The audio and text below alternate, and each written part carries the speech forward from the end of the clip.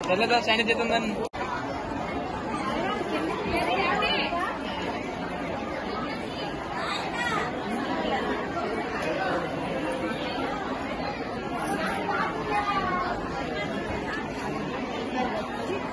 కండిలో అది కదా కండింది కదా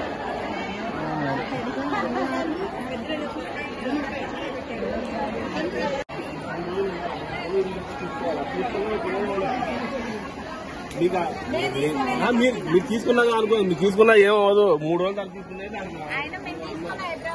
ఇప్పుడే తీసుకునే ప్రయోజనం ఏమో దానికి 3 రోజులు ఉండాలి. 3 రోజుల తర్వాత తీసుకోవాలి.